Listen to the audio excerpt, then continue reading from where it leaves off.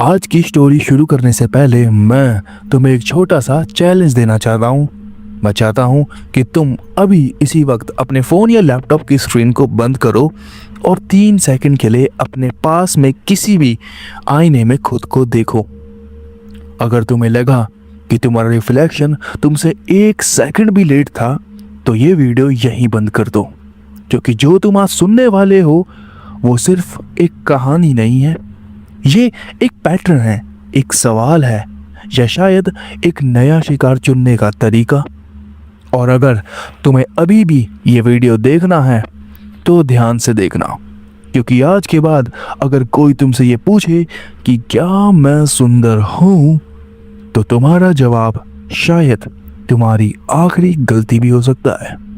जी हाँ, 1970 का जापान तेजी से बदलता हुआ देश था। नए बिल्डिंग्स, नए टेक्नोलॉजीज और लोगों के दिमाग से गायब होते हुए पुराने डर। लोग अब भूत प्रेत पर विश्वास नहीं करते थे, लेकिन कुछ चीजें इंसानों के विश्वास पर नहीं चलती। टोक्यो की सड़कों पर एक अजीब अफवाह फैलना शुरू हुई थी कि एक औरत मास्क पहनकर घूमती है। पहले लोगों ने मजाक समझा, फिर बच्चे गायब होने लगे। एक 10 साल का लड़का केंजी स्कूल से घर लौट रहा था। शाम का टाइम, सड़क लगभग काली, और तभी उसने देखा एक औरत खड़ी थी। लंबे बाल, सफेद कोट और चेहरे पर मास्क। वो धीरे धीरे उसकी तरफ आई और बोली, बेटा। केंजी रुक गया। क्या मैं सुंदर हूँ? सवाल बहुत सिंपल था।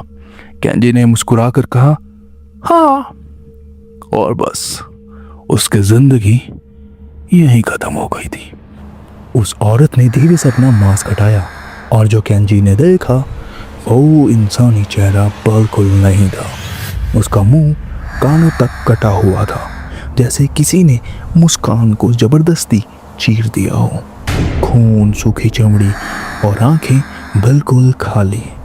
वो फिर बोली, अब भी मैं सुंदर हूँ? केंजी पीछे हट गया, उसकी सांस अटक गई। उसने बोला, नहीं नहीं नहीं। चटाका। 1 सेकंड में उस औरत ने अपनी बड़ी कैंची निकाली और उसका चेहरा भी उसी की तरह काट दिया। कुछ ही हफ्तों में 30 से ज्यादा केस आए। बच्चे गायब, कुछ मरे हुए मिले और कुछ जिनका चेहरा इंसान जैसा नहीं बचा था। सरकार ने रात में बाहर निकलना बंद करवा दिया था। स्कूल बंद, पुलिस अलर्ट, लेकिन वो औरत कभी भी पकड़ी नहीं गई, क्योंकि वो इंसान बिल्कुल नहीं थी। अब कहानी आती है रोहित वर्मा पर। दिल्ली का रहने वाला, लेकिन पिछले 2 साल से जापान में रहता था। एकदम लॉजिकल इंसान, साइंस स्टूडेंट, हर चीज का प्रूफ चाहिए उसे। उसके लिए घोस्ट स्टोरी जैसे टाइम पास और अर्बन लेजेंड्स जैसे अटेंशन सीकर्स। जब उसके दोस्त उसे ऊंची से का ओना के बारे में बताते हैं तो वो हंस देता है और कहता है, अगर ये सच में होता ना तो अब तक वायरल वीडियो हो चुका होता। लेकिन हर इंसान की जिंदगी में एक रात आती है जहां उसका लॉजिक, उसका कॉन्फिडेंस, उसका कुछ नहीं होता, सब टूट जाता है। उस रात से पहले कुछ छोटे छोटे साइंस आए थे, लेकिन रोहित ने इग्नोर कर दिया। मेट्रो के शीशे में उसका रिफ्लेक्शन 1 सेकंड लेट दिखा। फोन का फ्रंट कैमरे में एक एक्स्ट्रा शैडो दिखी।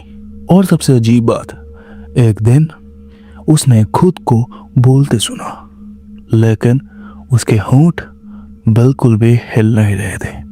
उसने सोचा शायद ओवरवर्क, स्ट्रेस या हेलुसिनेशन हो रहा होगा, लेकिन सच्चाई ये थी कि कोई उसे नोटिस कर चुका था। रात करीबन 12 बजे टोक्यो की सड़कों पर हल्की बारिश के बाद एक ठंडी हवा चल रही थी। सड़क पर स्ट्रीट लाइट्स, लेकिन अजीब बात, उस गली में हर लाइट जल रही थी। फिर भी अंधेरा लग रहा था। रोहित फोन देखता हुआ चल रहा था। तभी टक टक फुटस्टेप्स की आवाज आई, धीरे, स्टेडी, जैसे उसके कोई पीछे हो। वो रुका, आवाज भी रुक गई। उसने पीछे देखा, खाली सड़क, लेकिन हवा का टेम्परेचर अचानक गिर गया। उसकी सांस दिखाई देने लगी। वो थोड़ा घबराया, लेकिन खुद को समझाया, नथिंग, इट्स जस्ट इमेजिनेशन यार। जैसे वो मुड़ा, उसका दिल रुक गया। वो सामने खड़ी थी, इतने पास कि अगर वो हाथ बढ़ाए तो वो उसे छू सकता था। वो औरत, सफेद कोट, लंबे काले बाल और चेहरा मास्क से लगा हुआ, लेकिन उसकी आंखें सीधा रोहित के अंदर देख रही थी, जैसे वो उसके थॉट्स को पढ़ रही हो। उसने धीरे से सिर झुकाया और पूछा कि क्या मैं सुंदर हूं? आवाज नॉर्मल नहीं थी, जैसे दो आवाजें एक साथ बोल रही हो, एक मीठी और एक टूटी हुई। रोहित के हाथ कांपने लगे। उसके दिमाग में उसके दोस्तों की बातें घूमने लगी। यस बोलेगा तो मरेगा, नो बोले तो भी मरेगा। उसने स्वेलो किया और बोला, तुम एवरेज हो। एक गंभीर साइलेंस हो गया। पूरा माहौल फ्रीज सा हो गया। बारिश की बूंदें हवा में ही रुक गई, ऐसा उसको लगा। और वो औरत हिली नहीं। फिर उसका सिर ने धीरे धीरे टिल्ट किया, जैसे वो समझने की कोशिश कर रही हो ये जवाब क्या था। पहली बार वो कंफ्यूज हुई थी और उसी एक सेकंड में रोहित भाग गया। रोहित पूरी ताकत से दौड़ रहा था। दिल इतनी तेजी से धड़क रहा था जैसे छाती फट जाएगी। पीछे देखने की हिम्मत नहीं थी, लेकिन फिर भी वही आवाज, रुको रुको, धीमी थी, लेकिन इस बार बिल्कुल उसके कान के पास। रोहित ने डर के मारे पीछे देखा और वहीं फ्रीज हो गया, क्योंकि वो औरत अब उसके सामने खड़ी थी। उसने सोचा, दिस इज इम्पॉसिबल। उसने डिस्टेंस कवर नहीं किया था। उसने डिस्टेंस को इग्नोर ही कर दिया था। अब रोहित समझ गया था कि ये इंसान तो बिल्कुल नहीं है, ये नियमों से नहीं चलती और ये उसके साथ खेल रही है। वो धीरे धीरे उसके पास आई। हर कदम के साथ रोहित के कानों में फुसफुसाहट बढ़ती गई, जैसे कई लोग एक साथ बोल रहे हो, देखो सुनो झूठ मत बोलो, देखो सुनो झूठ मत बोलो। वो उसके सामने रुकी और बोली, तुम जैसे लोग जो बिलीव नहीं करते सबसे आसान होते हैं। उसने अपना मास्क पकड़ा और धीरे धीरे नीचे खींचा, लेकिन इस बार रोहित ने सिर्फ उसका चेहरा नहीं देखा, बल्कि उसने उसकी मौत देखी। एक फ्लैश और रोहित खुद को अब उसके अतीत में देखता है। एक घर, एक औरत हंसती हुई, आईने में खुद को निहारती हुई, कुचिसा के होना। उसकी आंखों में घमंड था। फिर दरवाजा खुलता है। उसका पति गुस्से में हाथ में तलवार लेकर, तू मुझे धोखा दे रही है, इस तरीके से बोलता है। वो हंसती है और बोलती है, मैं सुंदर हूं, मुझे हक है तुम्हें धोखा देने का। और बस चक, एक ही बार मुंह को कान तक फाड़ देता है। खून, चीख और आईना टूट गया। वो जमीन पर गिर गई रोते हुए और बोली, मैं सुंदर, मैं अभी भी सुंदर हूं। उसका पति झुका और फुसफुसाया, अब देख दुनिया क्या कहती है। और उसी दर्द में वो मर गई। लेकिन कहानी यहाँ खत्म नहीं हुई। उसकी आखिरी सोच थी कि मुझे झूठ मत बोलो, मुझे सच मत बताओ और बस मुझे जवाब दो। और वही सवाल कि उसे वापस ले आया था। रोहित वापस रियलिटी में आ गया, लेकिन अब वो अकेला नहीं था। वो औरत उसके बिल्कुल पास थी, इतनी पास कि उसकी सांस रोहित के चेहरे पर लग रही थी। उसने उसके गाल को छुआ, ठंडा, बिल्कुल बर्फ जैसा। उसने पूछा, अब तो बताएगा कि मैं सुंदर हूं? रोहित टूट गया, आंखों में आंसू, आवाज कांपती हुई, और वो बोला, हाँ हाँ हाँ, तुम सुंदर हो।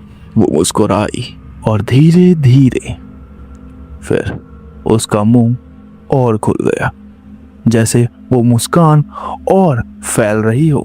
उसने कैंची निकाली, धीरे धीरे रोहित के चेहरे पर रखी और बोली, तो फिर तू भी वैसा ही बनेगा। पहला कट हल्का था, दूसरा गहरा, और तीसरा पूरा खून और चीखों से भरा था। और फिर एक साइलेंस हो गया। अगले दिन रोहित गायब, कोई बॉडी नहीं, कोई एविडेंस नहीं, बस एक सीसीटीवी फुटेज जिसमें रोहित सड़क पर चल रहा था, लेकिन उसका रिफ्लेक्शन 2 सेकंड लेट था। और फिर रिफ्लेक्शन रुक गया, जबकि रोहित चलता रहा। फिर रिफ्लेक्शन ने कैमरे की तरफ देखा और क्रीपी तरीके से मुस्कुराया। दोस्तों, कुछ आत्माएं बदला नहीं लेती, वो सिर्फ अपना दर्द फैलाती है। और अगर आज रात कोई तुमसे पूछे कि क्या मैं सुंदर हूं, तो तुम भी जवाब देने से पहले ये सोच लेना कि क्या तुम उसी की तरह अगला चेहरा बनने के लिए तैयार हो। और ये सिर्फ मैं टोक्यो, जापान की बात नहीं कर रहा हूँ। इंडिया में भी कुछ ऐसे घिनौने या कहो भयानक किस्से हुए हैं। अगर आप चाहते हैं कि हम नेक्स्ट वीडियो उसी पर लेकर आए, तो चैनल को अभी सब्सक्राइब करें, वीडियो को लाइक करें, और जितना ज़्यादा हो सके वीडियो को शेयर करें। और हाँ, हाइप करना मत भूलना। और अगर आपने बेल आइकन अभी तक प्रेस नहीं किया है, तो प्लीज़ बेल आइकन को प्रेस कर देना। अगर तुम रोहित की जगह होते तो तुम्हारा जवाब क्या होता, कमेंट में ज़रूर बताना। And thanks for watching. मिलते हैं नई वीडियो में, तब तक के लिए जय हिंद, जय भारत।